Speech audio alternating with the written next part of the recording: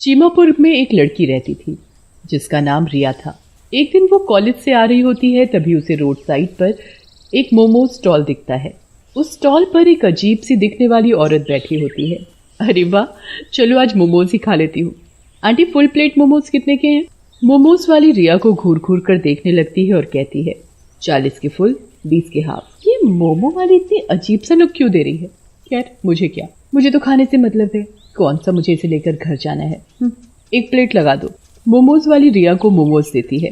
अरे आंटी, ये मोमोज की शेप कैसी है? बड़ी फनी शेप है। आपने नया नया काम चालू किया है क्या? हाँ। मोमो वाली कोई एक्सप्रेशन नहीं देती और रिया को एकटक देखती रहती है। ये बर्ताव रिया को बहुत अजीब लगता है। वो अब कुछ संकोच कर रही थी। फिर रिया मोमो खाने पर कंसंट्रेट करने लगती है। वो 2-3 मोमोज ही खा पाती है कि खाओ खाओ चाव से खाओ, पता नहीं फिर कब खा पाओगी। और रिया को घूरने लगती है। अब रिया को मोमोज वाली के बर्ताव से डर लगने लगा था। रिया मोमोज वाली को 50 का नोट देती है पैसे कटवाने के लिए। लो आंटी, पैसे काट लो। मोमोज तो पूरे खाओ पहले, पैसे भी काट लूंगी। नहीं आंटी, घर के लिए देर हो रही है मुझे। आप ये लो, पूरे पैसे रख लो, मैं चलती हूँ। रिया वो नोट वहीं स्टॉल पर रखकर मोमोज वाली से नजरें चुराते हुए आगे बढ़ जाती है। कुछ दूर आगे चलने पर रिया पीछे पलट कर देखती है तो वो मोमोज वाली अपने चुड़ैल रूप में रिया को घूर रही थी। ये देखकर रिया बहुत डर जाती है। रिया जल्दी जल्दी कदम बढ़ाने लगती है। वो रोड क्रॉस कर ही रही होती है कि सामने से एक ट्रक तेज स्पीड में आता है। जब तक रिया खुद को बचा पाती, ट्रक से उसका एक्सीडेंट हो जाता है। रिया खून से लथपथ रोड पर पड़ी होती है, जिसे देखकर वहाँ भीड़ इकट्ठी हो जाती है। अरे कितना खून बह रहा है इस लड़की का, कोई इसे हॉस्पिटल में एडमिट करवाओ।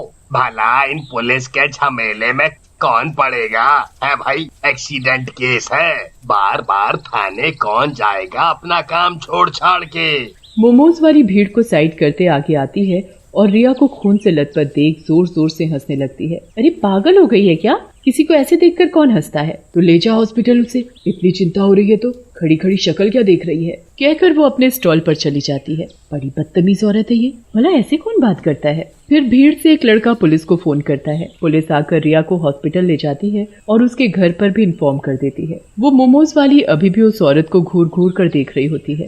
इतनी गर्मी हो रही है, भूख भी लग रही है, क्या करूं, मोमोज ही खा लूं क्या?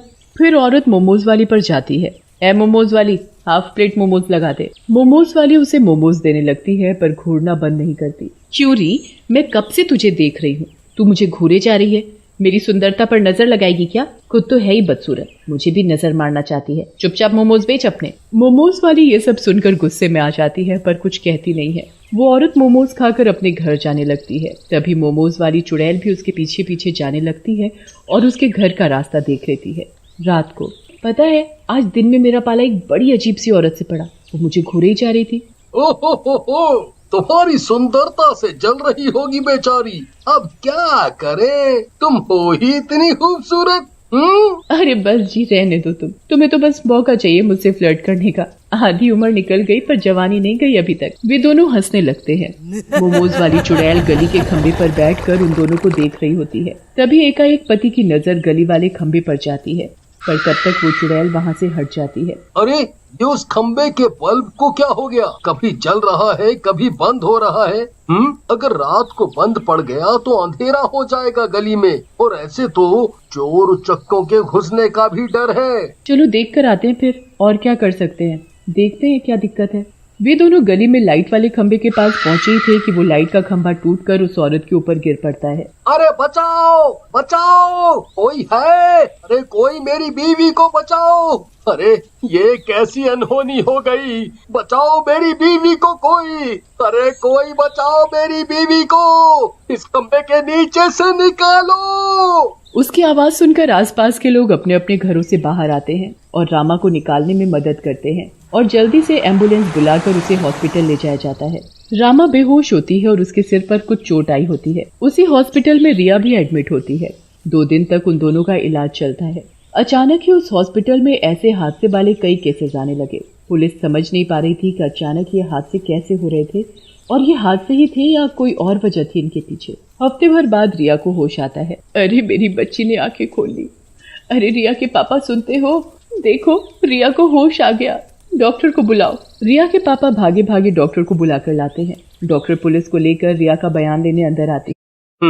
तो बेटा बताओ, उस दिन जो भी हुआ था, तुम्हारा एक्सीडेंट कैसे हुआ? रिया अभी भी काफी डरी हुई होती है। डर के मारे उसे उस हादसे को याद करने में भी दिक्कत हो रही थी। बार बार रिया के ख्यालों में उस मोमो वाली की शक्ल आ रही थी। रिया पुलिस को बयान दे ही रही होती है कि कुछ अजीब भयानक सी आहट होती है वहाँ। रिया को वार्ड के गेट के शीशे पर मोमो वाली की शक्ल दिखती है, पर इस बार वो शक्ल औरत की नहीं बल्कि एक चुड़ैल की होती है। रिया डर से चिल्लाते हुए दरवाजे की तरफ उंगली करके इशारा करती है। देखो इस लड़की की हरकतें, हॉस्पिटल में पड़ी है, ढंग से खड़ी नहीं हो पा रही, अभी भी मोमोज याद है इसे? ये भी कोई मोमोज खाने का समय है? ठीक हो जा पहले। नहीं मोमो। वो चुड़ैल की शक्ल लगातार रिया को घूरे जा रही थी। डर के मारे बयान बीच में ही छोड़ रिया वापस बेहोश हो जाती है। आखिर रिया कहना क्या चाहती थी? वो नजरें घुमाकर शीशे की तरफ देखते हैं, पर वहाँ भी उन्हें कुछ नजर नहीं आता। पर वो चुड़ैल अभी भी रिया को घूरे ही जा रही थी। तुम यहीं रुको रिया के पास, मैं घर जाके कुछ फल और खाना ले आता हूँ। कहकर रिया के पापा घर जाते हैं और जरूरत का सामान लेकर हॉस्पिटल की तरफ आ ही रहे होते हैं कि उनकी नजर उसी मोमोज स्टॉल पर जाती है। वो देखते हैं कि जो भी लोग वहाँ मोमोज खा रहे थे, मोमो वाली उन्हें अजीब तरीके से घूर रही थी। ये बात उन्हें बहुत खटकती है, पर उसे नजरअंदाज करके वो फटाफट हॉस्पिटल आ जाते हैं। ये लीजिए, रिया के लिए कुछ दवाइयाँ और इंजेक्शन बाहर से लाने होंगे। अब यही रास्ता है रिया को होश में लाने का। कुछ भी कीजिए, आप बस मेरी बच्ची को बचा लीजिए। कहकर रिया के पापा नीचे मेडिसिन वार्ड में आते हैं। वहाँ वो एक पेशेंट को देखते हैं जिसे तुरंत आईसीयू में ले जाए जाने की तैयारी की जा रही थी। अरे ये तो वही है जिसे मैंने कुछ देर पहले मोमोज स्टॉल पर मोमो खाते देखा था।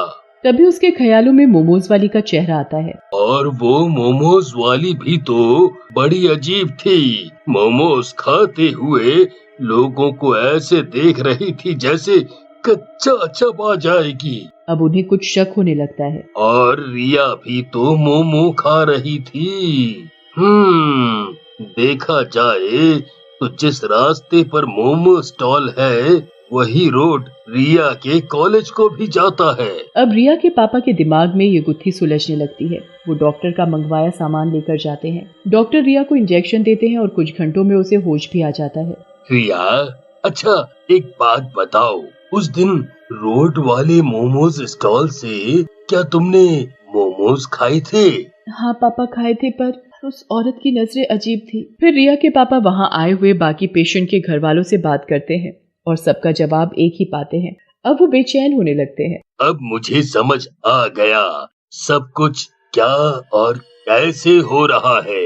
वो वापस मोमो स्टॉल पर जाते हैं। उस औरत को थोड़ी दूर से छुप कर देखते हैं। सारे ग्राहकों के जाने के बाद वो मोमोज वाली एक चुड़ैल का रूप ले लेती है। हर दिन शिकार बनोगे तुम लोग। या तो मरोगे ही या मोमोज खाना ही भूल जाओगे। मोमोज क्या है दुनिया में, तहलका ही आ गया हो। अब खाओ मोमोज। ये देखकर तो मानो रिया के पापा के होश खो जाते हैं। मतलब मेरी बेटी ने एक चुड़ैल के मोमोज खाए थे, और जितने भी लोग आजकल हादसे में मर रहे हैं, वे सब भी मोमोज वाली चुड़ैल के हाथ के मोमोज खा के हॉस्पिटल में एडमिट हो रहे हैं। रिया के पापा उन पेशेंट्स के घर वालों को इकट्ठा करते हैं और पुलिस के साथ बैठकर सारी बातें बताते हैं। वे लोग डंडा लेकर उस जगह जाते हैं। चुड़ैल, अब तेरा असली रूप हमारे सामने आ चुका है। तेरे काले जादू वाले मोमोज खाकर हमारे घर वाले इस हालत में हैं। आज तो तू नहीं बचेगी। है? तुम लोग मेरा कुछ नहीं बिगाड़ सकते।